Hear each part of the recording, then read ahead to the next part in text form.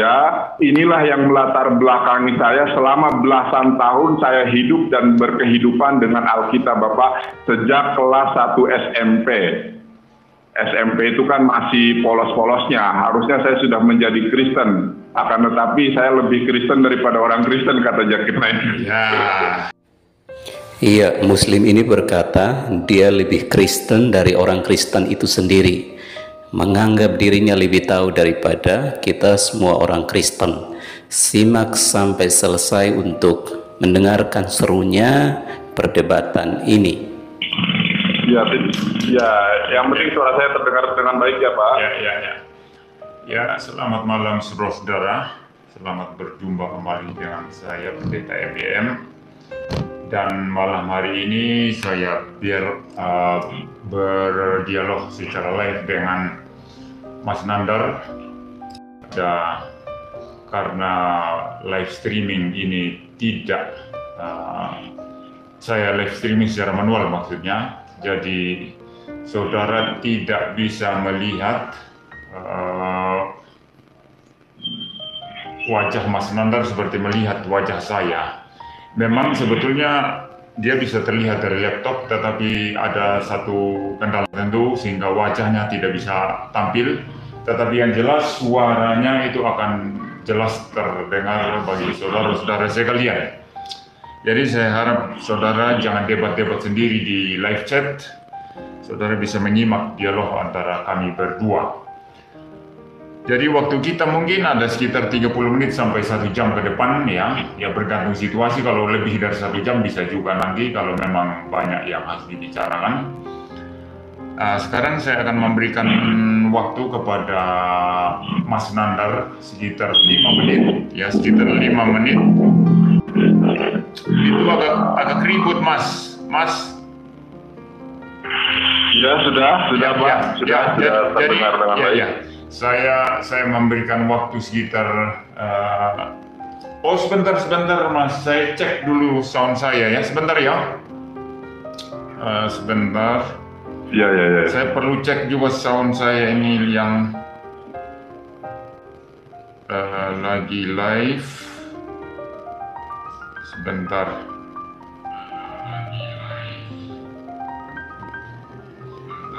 Ya, sudah jelas kayaknya. Jadi pendengar sudah jelas. Jadi silakan 5 menit Mas ya. Ya. Sebelumnya saya mau bertanya terlebih dahulu. Ya, sebentar ya. Jadi topik kami malam hari ini itu adalah apakah Nabi Muhammad, nabinya orang Islam itu dinubuatkan di dalam Alkitab, itu topiknya. Ya silakan, mau tanya apa? Sebelum menyampaikan materi ya. Saya dengar Bapak ini kan seorang doktor teologi. Ya. Pasti Bapak dalam hal ini menguasai bahasa Ibrani. Apakah Bapak menguasai bahasa Ibrani sebagai bahasa asli dari Perjanjian Lama? Ya, itu pertanyaan yang saya kira tidak relevan ya, tidak relevan karena gini. Tidak relevan. Jadi sama juga nanti kalau saya tanya Anda ya, apakah Mas Nandar sudah menyelesaikan S1 di dalam teologi Islam, dalam ilmu agama Islam, lalu S2-nya di dalam ilmu agama Islam, lalu S3-nya ilmu agama Islam, sudah nggak begitu kan? Itu tidak relevan saya kira. Jadi saya terima Anda untuk berdebat dengan saya tanpa mempertanyakan latar belakang akademik saudara. Karena saya lihat di YouTube ya Anda sering dialog, sering debat, jadi saya tertarik begitu ya. Jadi tidak relevan ya. Terima kasih. Yang jelas saya pernah belajar secara formal. Yang jelas saya belajar secara formal teologi, bahasa Ibrani, Yunani, tetapi itu tidak relevan untuk dibicarakan di sini. Baik. Silakan. Ya. Terima kasih Bapak.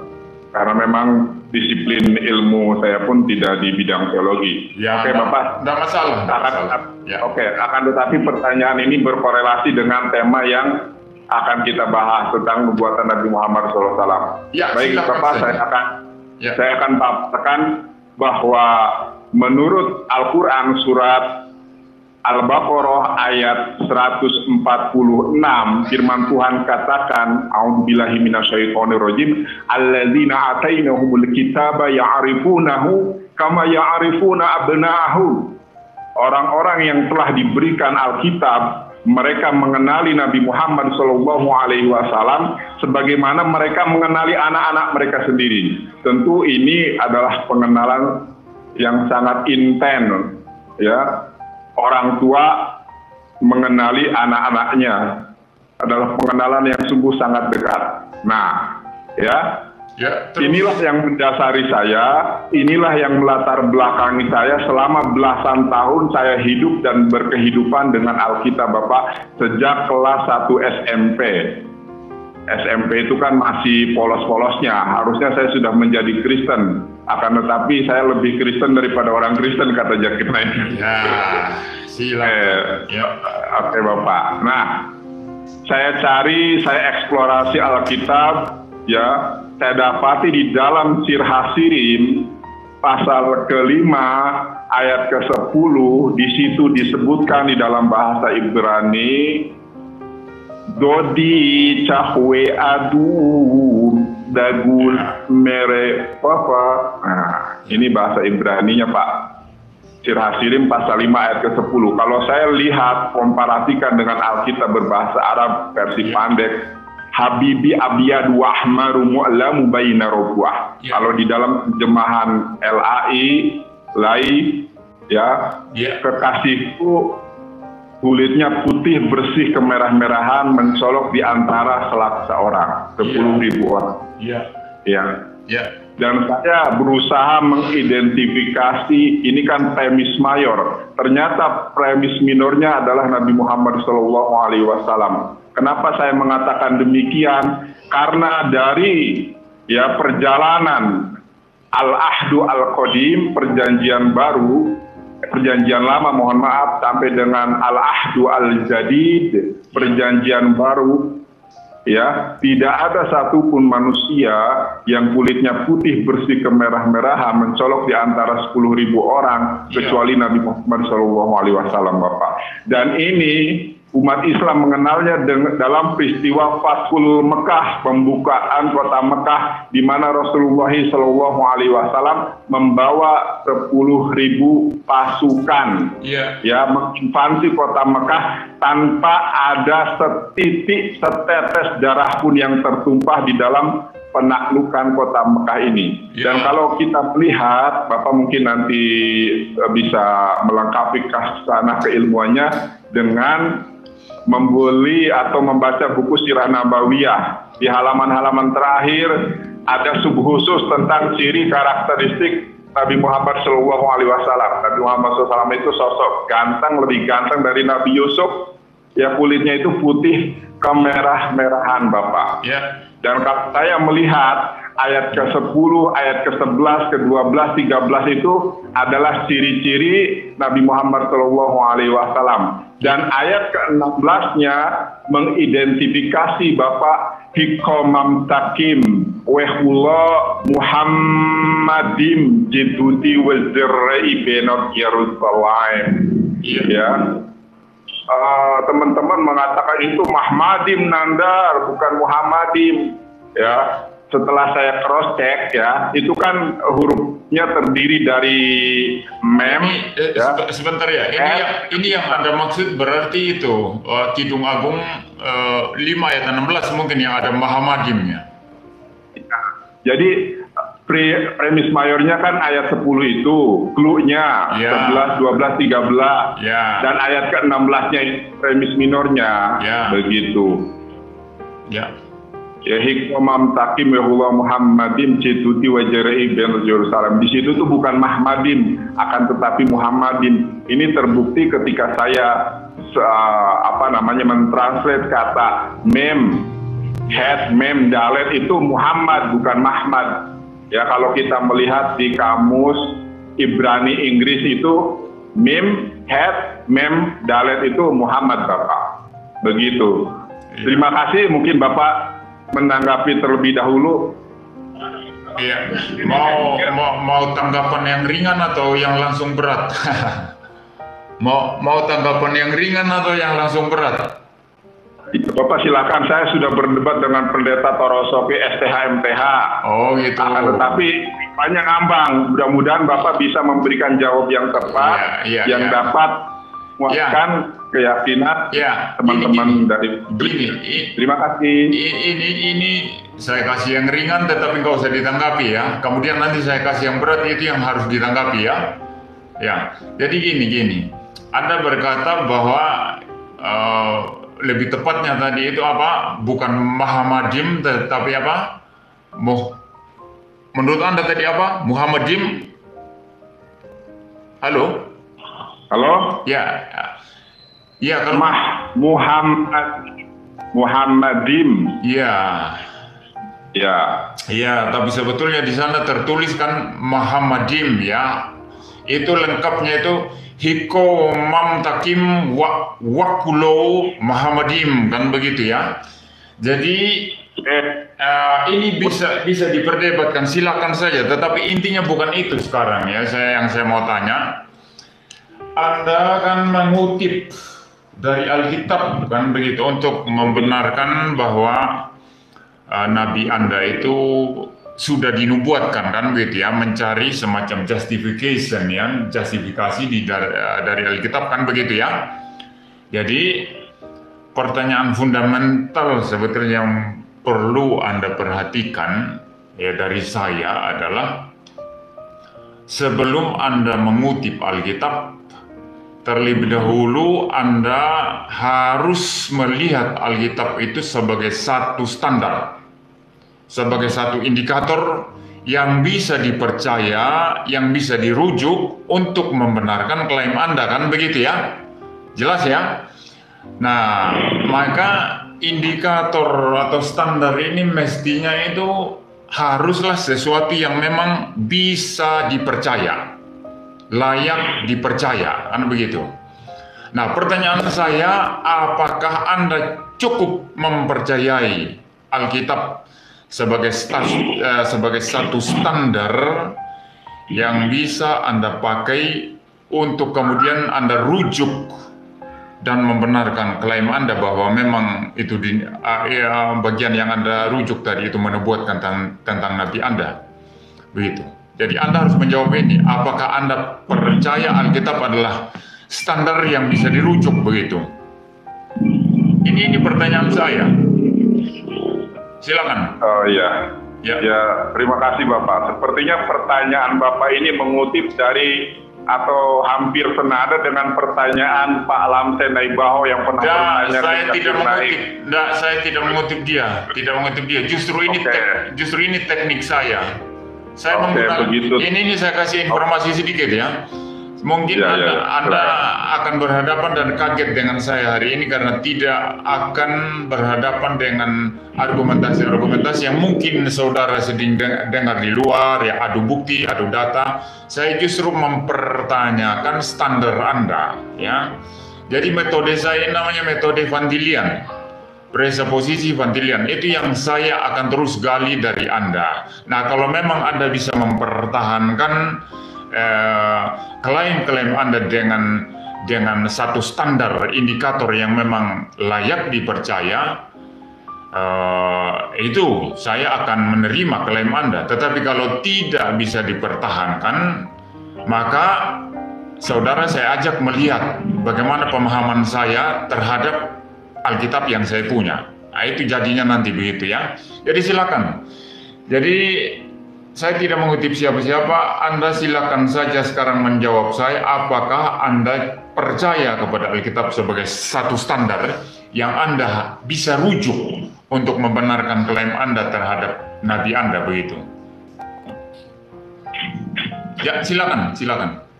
Ya, terima kasih Bapak. Di awal sudah saya sampaikan, ya, surat Al-Baqarah ayat 146, di mana di situ katakan alladzina atainahumul kitaba ya'rifunahu kama ya'rifuna abna'ahum. Orang-orang yang telah diberikan Alkitab, mereka mengenali ya Nabi Muhammad SAW sebagaimana mereka mengenali anak-anak mereka sendiri. Ya, kalau begitu. Maka di dalam bahkan sebentar ini waktu saya untuk menjawab pertanyaan Bapak ya. Ya, silakan. Ya, bahkan di dalam surat Al-A'raf itu yajidunahu maktuban fi Taurat wal Injil. Ya, nama Nabi Muhammad SAW itu termaktub, tertulis di dalam Taurat dan Injil. Inilah inilah yang melatar belakangi saya mengeksplorasi Alkitab. Kalau Bapak bertanya apakah Anda percaya Alkitab, saya percaya dengan Al-Quran saya. Saya percaya dengan firman Tuhan di dalam Al-Quran yang menyatakan bahwa Nabi Muhammad SAW tertulis termaktub di dalam Alkitab. Dan orang-orang Yahudi dan Nasrani mengenali Nabi Muhammad SAW sebagaimana mereka mengenali anak-anak mereka sendiri. Oleh karenanya di awal tadi saya mengatakan Bapak bisa menguasai bahasa Ibrani. Nah ini berkorelasi untuk kita mengulik, menggali bahasa asli Alkitab yang dimana itu disebutkan iqamam takim yahullah Muhammadin cetuti wacerai benot Yerusalem. Saya sudah jelas. Jadi pertanyaan saya belum terjawab. Pertanyaan saya adalah karena Anda merujuk di Al-Quran Anda kan, di Al-Quran Anda membenarkan bahwa di Alkitab pun itu berbicara tentang Nabi Muhammad kan begitu. Maka pertanyaan saya, apakah Anda percaya kepada Alkitab? Itu penting sekali kan. Anda kan merujuk di Alkitab begitu. Jadi apakah Anda percaya dengan Alkitab yang Anda rujuk begitu?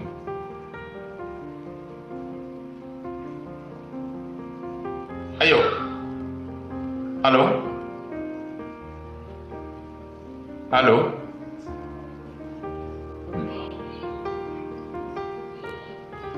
Halo? Ya. Jadi apakah Anda percaya dengan Saya ulangi, mohon maaf tadi mikrofonnya kepencet. Jadi apakah gini loh, jadi gini. Anda kan merujuk di Al-Quran Anda tadi kan ya. Di situ membenarkan bahwa di Alkitab itu Nabi Anda pun dibicarakan di sana kan begitu. Nah, pertanyaan saya, apakah Anda percaya dengan Alkitab atau tidak? Itu penting sekali karena Anda merujuk kepada Alkitab. Ya. Oke, jadi saya kira jawab. Saya butuh jawaban. Ada asbabun nuzul, sedangkan di dalam hadis itu ada asbabul wurud. Nah, saya akan menjelaskan kepada Bapak ya. Pertanyaan Bapak itu hampir serupa atau bisa dijawab dengan hadis Nabi Shallallahu Alaihi Wasallam. Jadi Nabi Muhammad SAW itu pernah didatangi, bukan Nabi Muhammad SAW, Umar kalau tidak salah itu. Umar pernah didatangi oleh orang-orang Yahudi atau orang Nasrani membawa Alkitab begitu. Nah, ketika Umar membaca, ketika Umar memegang itu, maka Umar mengadu kepada Rasulullah SAW ya, terkait didatanginya Umar oleh orang-orang ahlul kitab dan menginjili Umar begitu. Kata Rasulullah SAW, janganlah engkau membenarkan apa yang mereka terima atau mereka pegang, dan jangan pula engkau mendustakan. Ya, ini kan sikap pertengahan. Artinya apa? Di dalam surat Al-Baqarah ayat ke-79, fawailul lilladzina yaktubuna al-kitaba bi'aidihim tsumma yaquluna hada min indillah. Ya. Kecelakaan besarlah bagi orang-orang yang telah menulis Alkitab dengan tangan mereka sendiri, lalu mereka mengatakan ini dari Allah. Sudah. Halo. Bahwa itu memang sudah dipalsu. Akan tetapi ada ayat yang memang masih terjaga begitu. Mungkin salah satu di antaranya adalah sekarang buatan Nabi Muhammad SAW di dalam Alkitab. Begitu Bapak, sekarang itu jawaban saya. Ini jadi gini ya. Anda merujuk Alkitab ya, merujuk kepada Alkitab, ternyata tidak berani dengan 100% dengan yakin mengatakan itu adalah standar, itu adalah firman Tuhan standar, indikator yang bisa saya rujukkan. Anda tidak berani itu. Sebetulnya di sini Anda sudah lemah ya. Anda merujuk kepada sesuatu yang Anda tidak sungguh-sungguh yakin apa itu benar. Dan terbukti tadi di bagian akhir Anda berkata, ada yang palsu, ada yang benar. Dan yang Anda bilang yang masih dipelihara itu adalah bagian yang menubuatkan tentang Nabi Muhammad, itu masih asli, Anda bilang begitu ya. Jadi gini loh, saya kasih tahu. Secara ilmiah itu, kalau mau akademik, mau ilmiah itu, untuk membuat satu klaim yang Anda betul-betul klaim sebagai 100% benar ya, dan saya menganggap Anda menganggap klaim Anda ini 100% benar bahwa Alkitab khususnya Kidung Agung pasal 5 ayat 10 dan seterusnya sampai ayat yang ke-16 itu menubuatkan Nabi Muhammad, dan Anda itu klaim dengan sangat yakin, dengan 100% yakin begitu. Nah, untuk klaim yang Anda buat 100% yakin, Anda mesti berdiri di atas satu standar yang Anda juga harus yakin itu 100% benar. Kalau tidak, Anda membuat satu klaim yang pasti di satu sisi, tapi dengan menggunakan standar yang goyang di satu sisi. Ini kelemahan Anda. Secara ilmiah ini tidak bisa dipertanggungjawabkan. You silakan bicara dengan ahli-ahli, ya, profesor, orang akademik akan ditertawakan. Kalau standarmu masih engkau ragu-ragukan, sebagian asli, sebagian palsu, lalu kemudian dia begitu berani mengatakan, mengenai ini saya yakin 100% bahwa Nabi saya dinubuatkan dalam Alkitab. Sedangkan Alkitab sendiri Anda anggap ada palsu, ada benar, kan begitu. Jadi tidak bisa, ya, Anda akan ditertawakan secara ilmiah, secara akademik, begitu ya. Ini yang pertama. Yang kedua, yang Anda harus sekarang pikirkan. Anda tadi berkata sebagian palsu sudah dipalsukan, sebagian itu benar, kan begitu. Sekarang kalau saya menantang Anda, misalnya, ya, kalau saya menantang Anda untuk menunjukkan kepada saya mana yang asli, bagian Alkitab yang asli, mana bagian Alkitab yang palsu, itu ada suara-suara, Mas Nandar, ada suara-suara itu. Ya. Sudah. Ya, tolong ditenangkan dulu ya, Mas. Santai aja, Mas. Ya, santai aja. Jadi gini. Jadi sangat santai, ya, Pak. Gini. Jadi ini yang kedua, ya.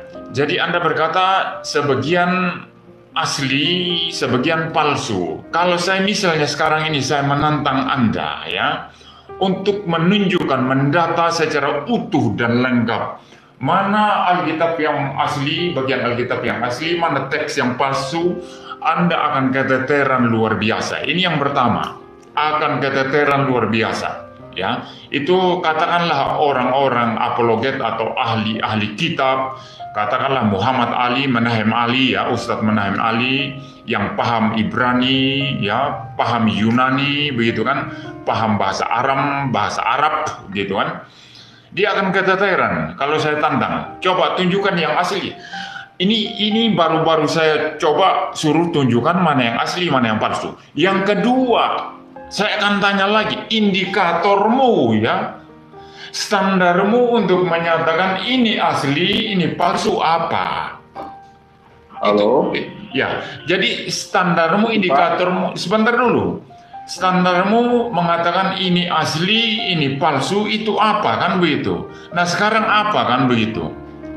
Nah, coba sekarang yang pertama tadi Anda tidak bisa jawab itu. Kalau paksa diri jawab itu Anda lemah sekali. Saya kira Anda mesti abaikan itu. Yang saya katakan tadi yang pertama, ya. Anda mengklaim bahwa Nabi Anda itu dibuatkan di dalam Alkitab. Anda klaim itu benar 100%, sedangkan Anda, standar Anda yang Anda rujuk yaitu Alkitab, Anda katakan sebagian palsu, sebagian benar. Berarti Anda berdiri di atas satu indikator atau standar yang tidak pasti, itu akan ditertawakan orang, ya. Anda mungkin coba jawab yang kedua saja ini, ya. Tantangan saya tadi tidak usahlah repot Anda nanti kalau saya suruh tunjuk mana yang asli, mana yang palsu. Ini saja indikator Anda, standar apa untuk mengatakan bagian misalnya yang menubuatkan Muhammad itu asli, lalu yang lain itu palsu apa? Coba. Ini yang saya mau tanya sekarang. Indikator Anda, standar Anda. Ya, bicara yang ilmiah, begini.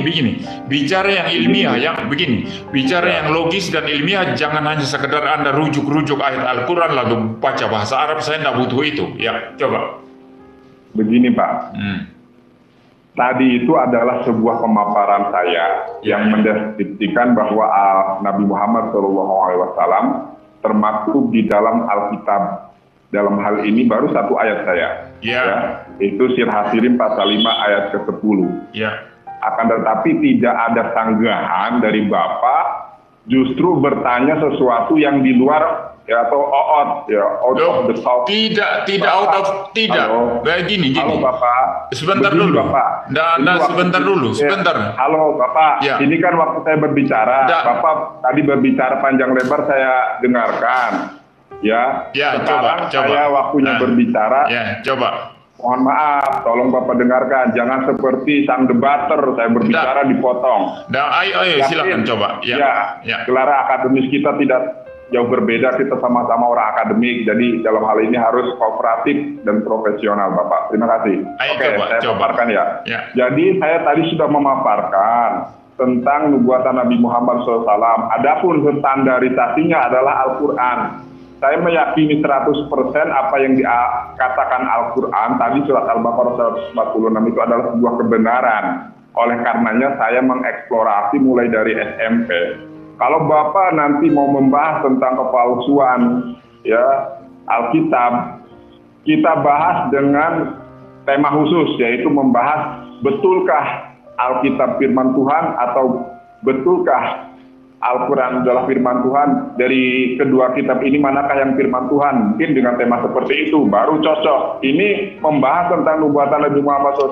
Akan tetapi Bapak memaksa saya justru membahas sesuatu yang di luar topik. Ini kan enggak ini. Oleh karenanya saya di awal tadi bertanya, Bapak bisa bahasa Ibrani enggak? Bisa bahasa Yunani enggak? Kenapa? Karena yang kita ulik ini kan bahasa, ya, stilistik, ilmu tentang bahasa, begitu. Karena saya yakin Bapak mengetahui bahwa bahasa Ibrani dengan bahasa Arab itu kan serumpun, begitu.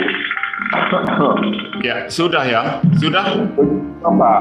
Sudah yang ya? hak pasangga itu adalah Fikir Hasim pasal 5 ayat ke-10 harus mengantitesa. Tadi kan sudah saya jelaskan panjang lebar, Bapak. Masa yang ditanggapi justru tentang kepalsuan Alkitabnya. Bukan. Harus tanggapi adalah nubuatan Nabi Muhammad SAW di dalam Fikir Hasim pasal 5 ayat ke-10. Harusnya Bapak mengatakan ini bukan, ini adalah Solomon, misalnya seperti itu. Keliru Anda. Ya. Sudah ya. Jadi gini.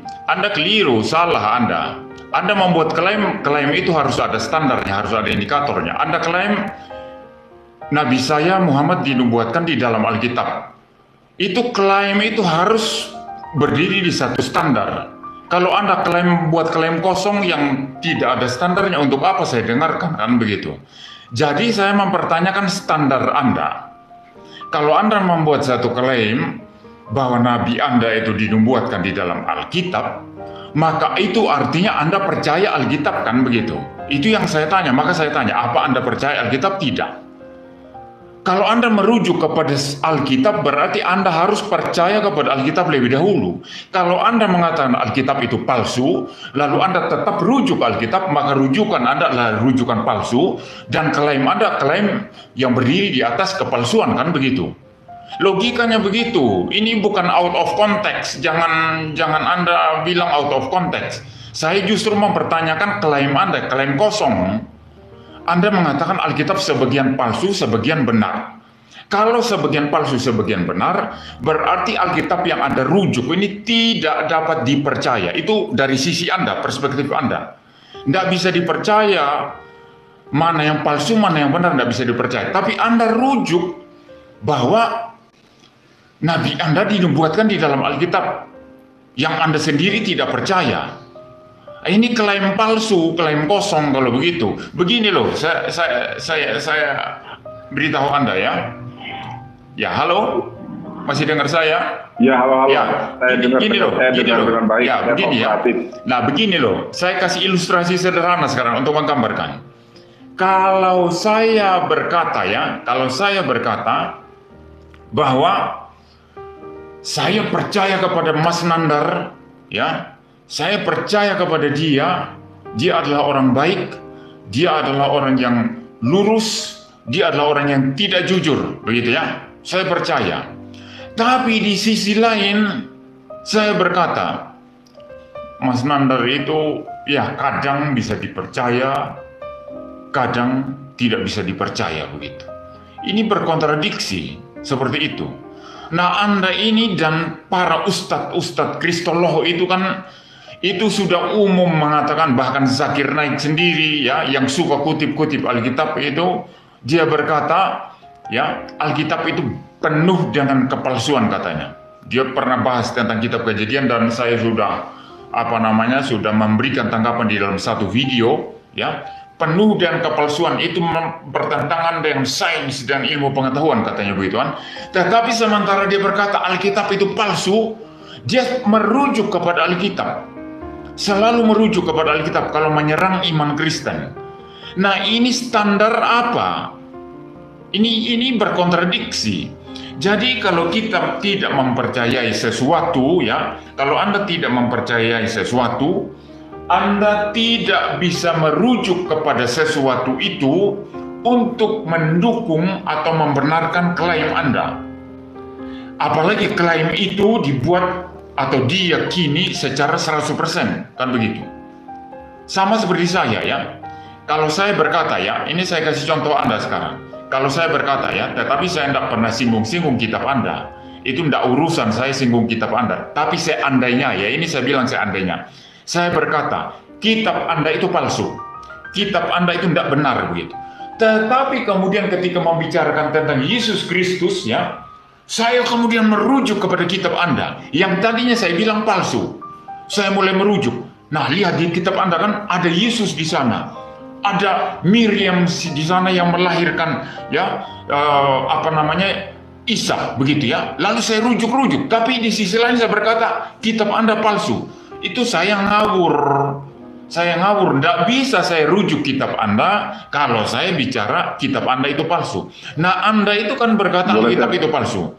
Jadi itu yang saya, jadi ini bukan out of context, tapi betul-betul relevan dan konteks yang kita bicarakan. Dan ini yang Anda nggak pernah dengar di luar sana kan langsung debat ayat-ayat begitu kan.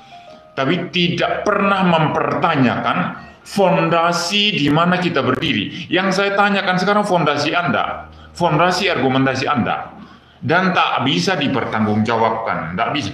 Kalau dulu Ustadz Masyud di Surabaya itu ya, paham argumentasi saya, dia tidak punya jawaban sebetulnya. Tapi kan cuma modal ngotot, minum racun kan begitu. Dan saya waktu itu ya terganggu dengan penonton yang sorak-sorekan gitu ya. Ya silakan. Pak. Ya waktu Anda sekarang. Ya. Ya. Fondasinya sebenarnya sudah jelas ya. Bahkan firman Tuhan sendiri mengatakan amantu billahi wa malaikatihi wa kutubihi wa rasulihi. Kami beriman kepada Allah, kepada para malaikat, dan kami beriman kepada kitab-kitab yang telah diturunkan sebelum Al-Quran. Ada Torah, ada Mazmur Daud, kemudian ada Injil. Kami percaya, Pak, ini fondasi saya. Jadi kalau Bapak mengatakan saya tidak punya fondasi yang kuat, percaya. Bahkan Islam dan Al-Quran hadir ke dunia ini dengan mempercayai bahwa kitab-kitab tersebut yang sudah saya katakan itu memang pernah ada gitu kan, pernah diturunkan oleh Tuhan ya, akan tetapi memang diduga telah mengalami hal-hal atau manipulasi atau sebuah distorsi. Nah, dan di dalam surat Al-Baqarah saya tekankan sekali lagi, kan di situ jelas firman Tuhan katakan bahwa di dalam Alkitab itu ada loh nama Nabi Muhammad ya, di dalam surat Al-A'raf ada Nabi Muhammad gitu. Yang disebut dengan sebuah kepalsuan, palsu itu bukan berarti semuanya memang salah. Akan tetapi ya sebagian itu memang ada sebuah kebenaran. Tolak ukurnya apa? Tolak ukurnya itu adalah Al-Quran. Begitu Bapak. Sesuatu yang sebentar Pak, saya belum selesai tadi Bapak. Terus saya diam aja. Ya terus minum aqua dulu kalau haus ya. Ya terus lanjut. Makasih Bapak. Ya ternyata Bapak lebih bagus daripada pendapat lainnya dalam arti. Enggak juga, saya cepat marah kalau ada itu penonton yel-yel, ibu-ibu goyang-goyang gitu, saya marah cepat gitu. Kalau gini ya santai aja, apa marah apanya. Itu ya. Pak, saya tenang. nanti kita akan membahas tentang pembahasan lanjutan ya. Tentang mana yang dapat percaya, apakah Al-Quran atau Alkitab. Sudah selesai? Ya lo belum. Iya, lanjut. Silakan. Ya. Jadi landasan atau fondasi saya itu sudah kuat, ya Bapak. Bahwa tadi Al-Quran katakan ada nama Nabi Muhammad di dalam Alkitab. Orang-orang ahlul kitab mengenali Nabi Muhammad SAW. Yang harusnya kita eksplorasi lebih jauh adalah benar tidak sih? Harusnya Bapak mengantitesa, bukan malah bertanya kepada sesuatu yang bukan substansi. Di sini loh Pak. Substansi, keliru Anda. Saya sudah bantah tadi. Substansi yang saya tanyakan. Ini juga Anda masih salah kaprah. Lanjut dulu. Nanti saya akan kasih respons. Lanjut. Yang saya inginkan adalah Bapak merespon. Harusnya Bapak mengantitesa tentang Al-Hasirin pasal 5 ayat ke-10. Itu kan premis mayor. Premis minornya adalah Al-Hasirin pasal 5 ayat ke-16. Ini baru membahas Al-Hasirin, belum saya membahas Isaiyah perjanjian baru bagaimana Bapak. Tapi saya patut mengapresiasi dengan teknis debat yang sederhana seperti ini. Saya harap Pak Deki Gadas mengikuti atau mencontoh. Sederhana. Ini bukan teknik sederhana. Bukan teknik sederhana ini. Justru saya mempertanyakan fondasi Anda. Jadi saya jawab sekarang ya. Ya. Langsung ke 5. Ya, saya pasal 5 ayat 10 aja Pak, jangan tidak. Oh, keliru. Anda masih belum paham. Nggak bisa. Mesti jelas. Jadi gini, ya ini saya jawab sekarang. Yang Anda maksud dan fondasi tadi itu keliru. Kalau fondasi Anda Al-Quran, bukan itu yang saya maksud. Anda keliru tadi memahami argumentasi. Maka dengar baik-baik dulu ya. Coba didengar baik-baik ya. Kalau ada gua minum dulu biar lebih cerah otaknya, begitu ya.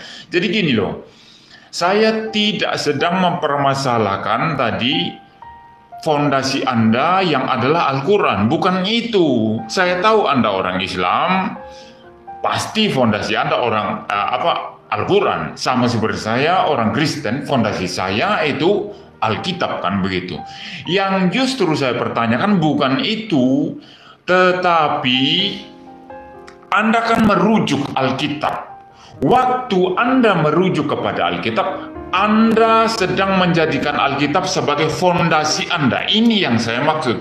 Anda mesti paham ini sekarang, ya. Waktu Anda merujuk Alkitab, ketika Anda berkata bahwa Nabi saya jelas dinubuatkan di dalam Kidung Agung 5 ayat 10 ayat 16 kan begitu kan, ada istilah hodi di sana yaitu beloved ya, itu di situ kan ada begitu kekasih begitu ya. Jadi itu membicarakan tentang Nabi saya kan begitu. Anda merujuk kepada Alkitab. Nah, fondasi itu yang saya mau tanyakan. Ketika Anda merujuk kepada Alkitab, Anda berarti sedang menjadikan Alkitab sebagai fondasi rujukan Anda. Tetapi Alkitab yang Anda jadikan fondasi rujukan ini, Anda katakan palsu. Ini jadi problem. Saya tidak permasalahkan Al-Quran Anda. Ini yang jadi problem. Di sini Anda tidak bisa jawab. Makanya saya bilang tadi, silakan tanya profesor, orang ilmiah, orang akademik ya. Lalu Anda membuat klaim, ini saya 100% benar. Tetapi rujuk kepada sesuatu hal yang Anda anggap sendiri itu palsu. Ditertawakan kamu, ditertawakan, betul, ditertawakan. Mirip saya ya. Saya misalnya berdiri di sini kan, ya duduk di sini, di kursi inilah ya saya duduk, saya goyang-goyang di sini, lalu saya berkata, kursi ini begitu, saya keliru ya, saya goyang-goyang, saya gerak-gerak di sini kan, sambil saya berkata, kursi ini ternyata tidak kuat ya, kursi ini ternyata rapuh. Saya omong kosong di sini. Saya goyang-goyang sementara mengatakan kursi ini rapuh. Begitu kan? Itu model Anda kan begitu, dan Ustadz UT itu kan begitu. Jadi mengatakan Alkitab palsu, tapi merujuk kepada Alkitab. Maka itu yang saya katakan ya, fondasi Anda itu nggak beres, ya. Jadi Anda mengatakan, ya tenangkan dulu lah itu yang ribut-ribut ya. Jadi Anda mengatakan Alkitab palsu, tetapi Anda rujuk sebagai fondasi untuk membenarkan klaim bahwa Muhammad dinubuatkan di situ. Ini problem besar. Coba tanyalah orang-orang akademik, problem besar itu. Secara epistemologi Anda bagaimana bisa bertanggung jawab tentang itu? Ya. Jadi ya sudah jelas enggak? Jelas enggak? Ya sudah. Ya. Sudah. Giliran saya Pak ya. Iya. Iya. Jadi agak susah saya kalau. Iya memang susah ya, ini betul Anda ngakui sekarang memang susah. Ya, jadi belum ya. Jangan dipotong dulu Bapak. Iya silakan. Dipotong dulu. Iya, saya susah kalau menghadapi Pak Gembala, ya bukan hanya Bapak sebenarnya, pendeta Torosoki STHMTH, ya Magister Teologi, tapi tidak bisa bahasa Ibrani, tidak bisa bahasa Yunani, salam terjemah gitu kan, itu jadi jargon saya Pak.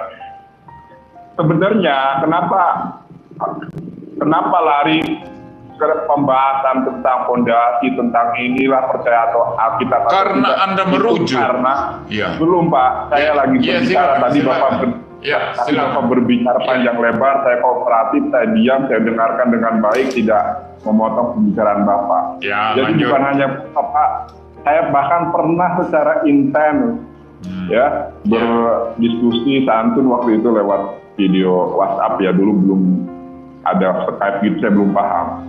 Pendeta sendiri ngaku nih, pendeta kelas kondang di Surabaya itu, tidak penting belajar bahasa Ibrani, tidak penting belajar bahasa Yunani, yang penting kita menyampaikan warta kebenaran bahwa Yesus adalah juru selamat. Nah inilah yang menjadi dasar kenapa ya teman-teman Kristiani ketika saya menyampaikan nubuatan Nabi Muhammad SAW dari kelas Kristal, jemaat Kristal, Kristen Natal yang hanya ke gereja pas Natalan doang, Kristal bukan, itu dari Pak Gembala Sidang juga.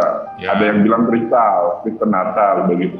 Sampai dengan sekelas doktor teologi seperti Bapak ini tidak menguasai bahasa Ibrani, tidak menguasai bahasa Yunani, akhirnya susah untuk mengantitesa dalil dasar saya tentang nubuatan Nabi Muhammad SAW di dalam Alkitab, Bapak. Ini entry point-nya, Bapak. Begitu. Kalau Bapak terus-terusan tidak ada inti pembahasan, ya akhirnya kan jadi debat kusir, Bapak. Bukan debat kusir, saya jawab sekarang ya.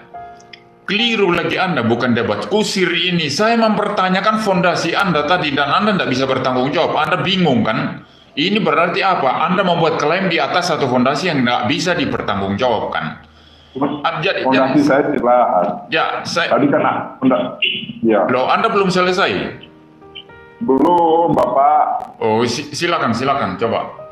Ya. Fondasi saya jelas tadi, Bapak. Fondasi saya itu Al-Quran. Bukan itu, Anda belum, saya potong, ini saya langsung potong saya daripada melebar buang waktu kita nanti. Anda belum paham. Waktu Anda merujuk Alkitab, Anda menjadikan Alkitab sebagai fondasi Anda. Itu maksud saya. Tetapi Anda katakan Alkitab itu palsu. Ini bagaimana kan begitu? Ini problem. Anda tidak paham ini. Anda gini loh. Anda mesti paham ini dulu. Ya. Udah Pak, udah kan Bapak. Nah, ya lanjut coba. Saya memakai dasar Alkitab karena kitab saya, Tuhan saya menyatakan bahwa di dalam Alkitab itu terdapat nama Nabi Muhammad SAW, baik secara eksplisit maupun implisit, ya. Begitu Bapak. Oleh karenanya saya mengutip Tirhasirin pasal 5 ayat ke-10, 11, 12, 13 dan ayat ke-16 mengidentifikasi clue-clue yang telah saya sebutkan tadi, ayat 10, 11, 12, 13 begitu. Ya. Jadi itu sebenarnya sudah dasarnya sudah jelas, ya kan? Ini adalah sebuah pembuktian, Bapak, pembuktian sebagai alat bukti loh ya. Alat bukti yang saya itu ada dua. Sedangkan saya itu bisa memberikan alat bukti lain di dalam Alkitab bahwa Nabi Muhammad SAW itu memang benar dibuatkan di dalam Alkitab. firman Tuhan sendiri katakan di dalam Al-Quran begitu Bapak. Jadi harusnya Bapak ini to the point aja, itu bukan Muhammad loh. Benar seperti ini. Tetap bermasalah. Bapak. Ya, sudah ya. Saya jawab ya. Ya, sekarang giliran saya. Jadi gini, Anda mengatakan saya standarnya Al-Quran. Karena Al-Quran saya mengatakan bahwa Nabi saya ada di Alkitab, maka saya percaya begitu. Nah, kalau Al-Quran Anda perhatikan sekarang logikanya ya. Ini saya obok-obok logika Anda ini. Kalau Al-Quran Anda mengatakan bahwa Nabi Anda itu ada di Alkitab, berarti Al-Quran Anda menjustifikasi Alkitab itu benar. Berarti Al-Quran mengakui Alkitab saya.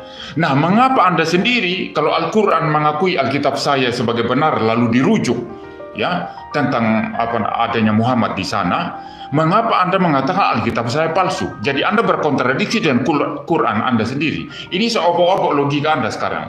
Anda tidak akan menemukan debat-debat di luar sana. Saya obok Anda sekarang ini. Ya, jadi gini loh, saya perjelas lagi ya. Biar dengar baik-baik step by step ya. Al-Quran Anda mengatakan ya, Al-Quran Anda mengatakan Alkitab itu menubuatkan tentang Muhammad. Berarti di sini Al-Quran sedang menjustifikasi, sedang memberikan pembenaran terhadap Alkitab. Ya, karena kalau betul Nabi Anda itu dinubuatkan dalam Alkitab, ya, dan Quran mengakui itu, maka mau tidak mau Quran itu dia sedang membenarkan Alkitab. Nah, kalau Quran, pertanyaan saya sekarang, kalau Quran sendiri ya, ini saya coba bahas dari perspektif Anda. Kalau Quran sendiri itu ya, menurut Anda merujuk kepada Alkitab bahwa Muhammad dinubuatkan di sana, ya, dan dengan demikian Quran Anda itu membenarkan Alkitab, mengapa Anda dan ustadz-ustadz lain itu mengatakan Alkitab palsu? Silakan terus. Jadi panjang lebar Pak, nanti saya close statement ya, saya jawab dengan gamblang juga. Silakan. Terus sudah closing statement ya, sudah tidak apa-apa. Jadi gini, jadi Anda serba salah ya. Ini coba saya sarankan belajar logika ya. Logika kacau balau semua ya. Jadi Anda merujuk kepada sesuatu yang Anda katakan palsu, tapi mengatakan saya terima itu karena Quran saya mengatakan Alkitab, di dalam Alkitab itu ada Muhammad, begitu kan? Loh, justru kalau begitu Al-Quran sedang membenarkan Alkitab. Kalau Quran membenarkan Alkitab, mengapa Anda sendiri mengkritik Alkitab sebagai palsu? Serba salah Anda di sini. Ini yang pertama. Saya kira Anda tidak bisa jawab itu ya. Coba tanya ilmu logika lah, ahli logika lah begitu. Anda akan bisa jawab, pusing ya. Karena memang Anda berdiri, tuduhan Anda itu ya dibangun di atas klaim palsu, klaim kosong begitu, yang tidak ada buktinya. Lalu yang kedua, Anda berkata tadi, ini saya tertarik menanggapi sekarang. Ada banyak pendeta, orang Kristen berkata bahasa Ibrani, Yunani tidak penting. Siapa yang bilang begitu? Saya tidak bilang begitu. Saya bilang saya belajar formal, ya. Tentu saya pernah belajar Ibrani, belajar Yunani, bahkan di Belanda saya pernah belajar bahasa Aram, ya. Walaupun saya tidak ahli, karena bidang saya bukan ahli bahasa, ya. Tetapi saya belajar. Jadi saya tidak pernah menyangkal bahwa Ibrani, Yunani tidak penting. Tetapi sekarang ini apa? Itu belum esensial untuk masuk di sana. Karena saya mempertanyakan standar Anda, dan standar Anda goyah tidak bisa dipertanggungjawabkan. Dari tadi bingung. Saya coba menjelaskan, Anda tidak ngerti-ngerti. Bingung.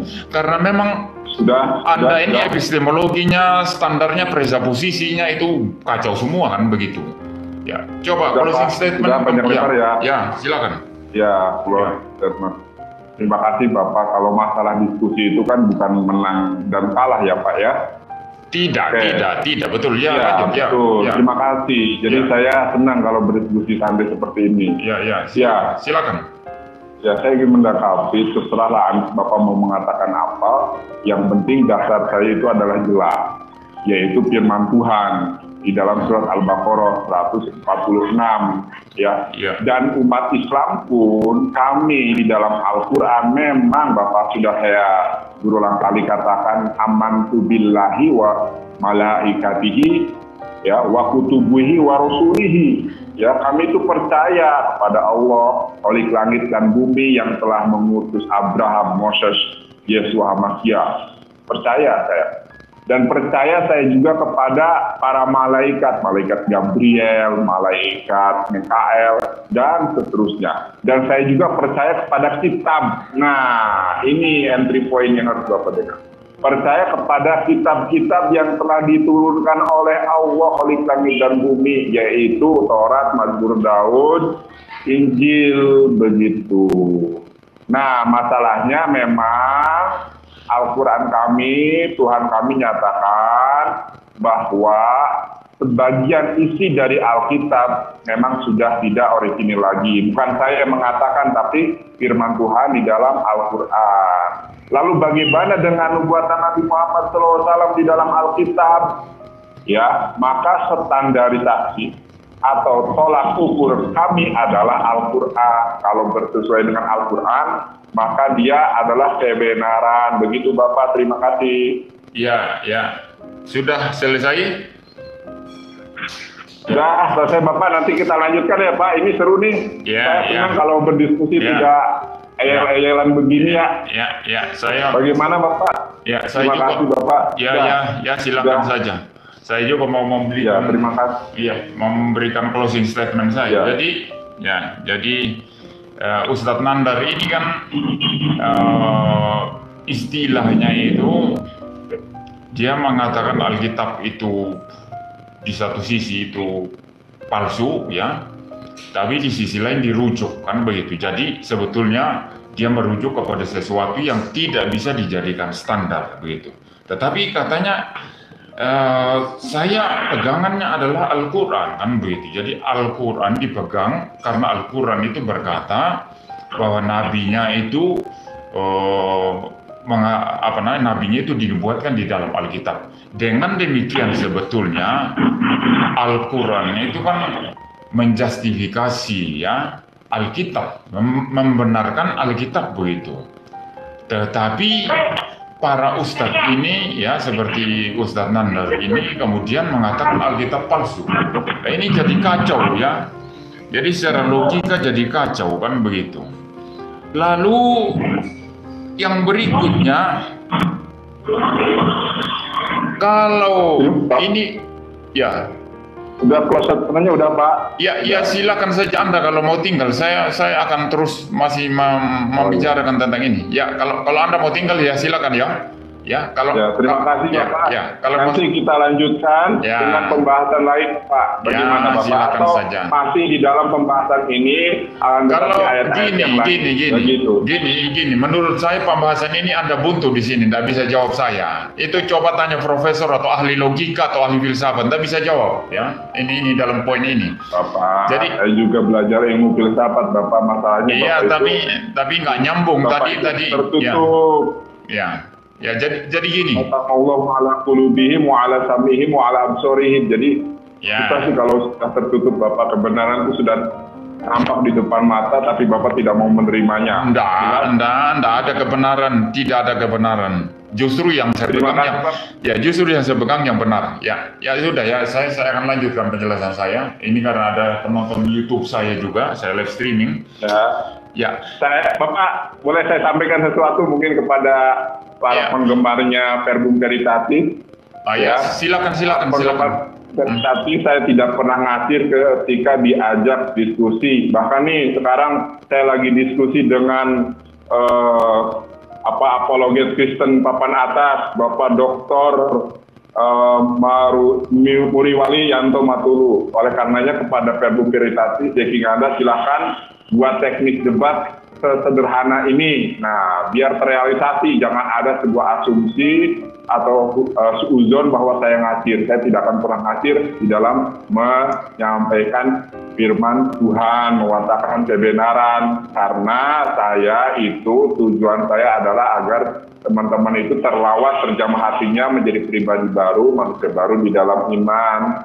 Terima kasih Bapak atas malam ini. Insya Allah kita lanjutkan pada pembahasan selanjutnya.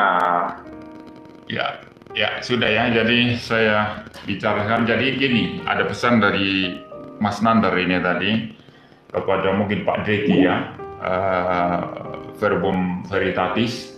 Sebetulnya saya nggak lari katanya ini. tetapi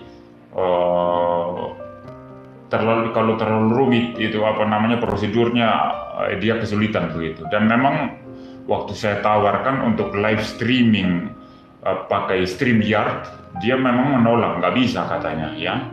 Jadi kalau pakai laptop saya nggak bisa, langsung aja sederhana pakai Skype itu. Jadi saya live streaming manual ini ya. Ya sayang tadi dia memang nggak bisa tampilkan gambar karena ada di luar katanya begitu. Jadi pesan saya kepada Pak Deki, katanya Dr. Deki, bisa diatur lebih sederhana katanya begitu supaya kita bisa live katanya begitu. Tapi itu ya terserah dua belah pihak ini ya, itu di luar daripada urusan saya lah begitu. Silakan saja atur begitu. Jadi saya kembali tadi, poinnya begini ya. Jadi bukan hanya Ustadz Nandar ini, tetapi semua Ustadz lain, Masud ya, kemudian siapa namanya itu, Menahem Ali, Subandi Sukoco ya, bahkan itu Ustadz luar negeri kayak Zakir Naik, mereka semua rajin sekali kutip Alkitab kan begitu, rajin kutip Alkitab. Kalau rajin mengutip Alkitab kan mestinya itu secara tidak langsung ya, langsung atau tidak langsung harus didasari oleh satu ya, keyakinan bahwa Alkitab itu layak untuk dikutip, layak untuk jadi referensi begitu. Tetapi di sisi lain mereka berkata palsu. Ini jadi problem, ini secara epistemologi ini problem ya. Lalu itu yang pertama, ini Nandar nggak bisa jawab tadi ya, dia muter-muter nggak bisa jawab ya. Lalu yang kedua ya, yang kedua itu tadi masalah Alkitab itu sebagian palsu, sebagian masih asli. Kalau saya misalnya menantang, tunjukkan sekarang, beberkan ya secara utuh dari Kejadian sampai Wahyu, mana bagian yang asli, mana bagian yang palsu. Keteteran lo, kedodoran lo, siapa yang berani? Coba tunjukkan, begitu kan? Itu aja sudah rumit ya. Yang kedua, kalaupun mereka paksa diri untuk memilah-milah mana yang asli, mana yang palsu, saya akan bertanya lagi ya, indikatormu apa? Standarmu apa? Kan begitu. Kalau dibilang kitab saya, Al-Quran jadi standar, mesti tunjukkan referensi yang jelas. Di manakah di dalam Al-Quran yang mengatakan bahwa Kejadian pasal ini itu palsu, Kejadian pasal ini itu asli, Matius pasal ini itu asli, Lukas pasal ini itu palsu. Mesti ada referensi yang jelas baru kita bisa ini. Tetapi masih ada pertanyaan saudara. Jadi ini you mau lawan apologetika presupposisi, tidak bisa loh ya, tidak bisa. Saya mesti tanya lagi, siapa yang mengangkat kitab Anda menjadi indikator? Ini pertanyaan penting lagi. Siapa yang menjadikan kitab Anda itu menjadi indikator untuk menghakimi Alkitab, untuk menunjukkan mana yang benar, mana yang salah, mana yang asli, mana yang palsu dari Alkitab? Rumit saudara, rumit loh, tidak gampang ya. Jadi saya obok-obok ini tidak bisa, dia tidak bisa jawab, ya, tidak bisa jawab. Makanya saya bilang di dalam satu debat yang fair ya, yang betul-betul berlangsung secara ilmiah dan akademik itu, Ustadz mana yang bisa lawan argumentasi saya? Coba, Ustadz mana yang bisa lawan? Ini saya sudah pernah memberikan tantangan kepada Zakir Naik. Saya siap debat dalam bahasa Inggris, ya.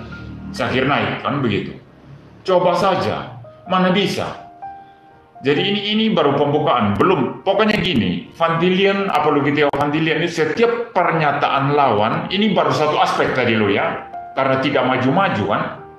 Setiap pernyataan lawan itu ya, yang melawan kebenaran Alkitab itu ada kepalsuan-kepalsuan di dalamnya yang bisa direduksio ad absurdum, yang bisa direduksi menjadi meaningless, menjadi nothing ya. Itu namanya memustahilkan pandangan lawan yang melawan kebenaran Alkitab begitu. Semua ada jalan masuk untuk reduksi. Sayang di Indonesia ini kan saya tidak punya itu kan, tidak punya orang-orang yang mau secara filosofis berdebat kan, maunya langsung perang bukti-bukti kan begitu, data-datamu mana, ayat-ayatmu mana, bahasa aslinya mana kan begitu. Maunya orang-orang Indonesia kan begitu. Coba ada misalnya Ustadz yang betul-betul mempertanyakan Alkitab mempertanyakan keilahian Kristus, mempertanyakan iman Kristen, ya, menggunakan argumentasi filosofis, ya, bukan perang bukti dan data. Kalau saya tak babat habis, ya. Semua saya akan tunjukkan klaim-klaim palsu, klaim-klaim bohong, begitu kan? Ya, serang kepada Alkitab tapi bolong-bolong, kan begitu. Nah, ini malam ini saya memberikan bukti, ya. Saya malam ini memberikan bukti, ya. Jadi, saudara-saudara, itu saja yang saya kira bisa saya sampaikan di dalam pertemuan kali ini. Semoga setelah ini ada banyak orang yang tertarik dengan metode Vandilian, ya. Dan saya siap untuk belajar bersama-sama dengan saudara-saudara sehingga kita bisa maju bersama-sama di dalam melayani Tuhan, ya, di dalam membela iman Kristen kita, di dalam memberitakan Injil, di dalam mengajarkan kebenaran, ya. Mungkin saya baca 1-2 komentar di sini.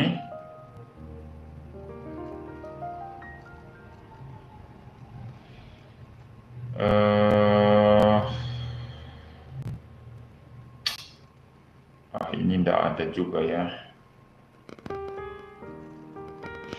Ini dari Wahyu Andira, ya.